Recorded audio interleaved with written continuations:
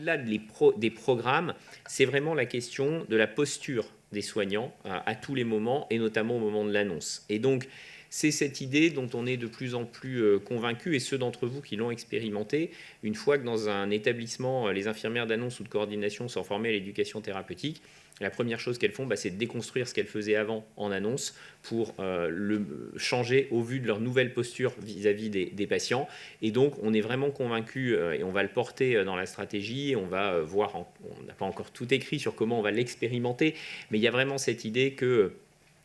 connaître le patient avant de connaître sa maladie est probablement quelque chose qui doit être notre nouvelle façon de travailler, et que donc ce qu'on appellerait un bilan éducatif, un diagnostic éducatif partagé dans un programme, finalement, ça a à se retrouver presque pour tous les patients dans ce préalable à l'annonce, parce que cette annonce, si on ne veut pas qu'elle soit simplement plaquée sur le patient, il faut qu'elle intègre ce qu'il est, et donc il faut qu'on le connaisse, il faut qu'on se soit présenté à lui, et donc c'est vraiment cette idée que dans assurer l'information, on n'est pas dans de l'information descendante, mais on est bien dans l'idée d'une information qui peut être reçue et non pas simplement émise.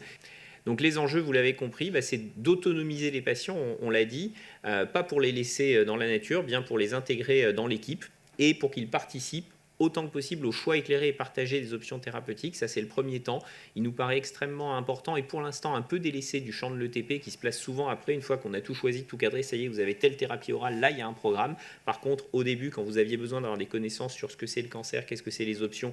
là, il n'y a pas forcément une offre. Alors, c'est plus difficile à concevoir, on est d'accord, mais justement, c'est l'ambition. C'est évidemment de réduire les séquelles. Alors réduire les séquelles parce qu'on les aura mieux prévenues, parce qu'on les aura mieux détectées, parce qu'on aura mieux agi, parce que le patient aura été un partenaire. C'est améliorer la qualité de vie, notamment pour les cancers de mauvais pronostic. Et puis, c'est s'assurer que toutes ces populations, y compris les plus vulnérables, ont un parcours qui leur permet de limiter les pertes de chance et que l'éducation thérapeutique y participe.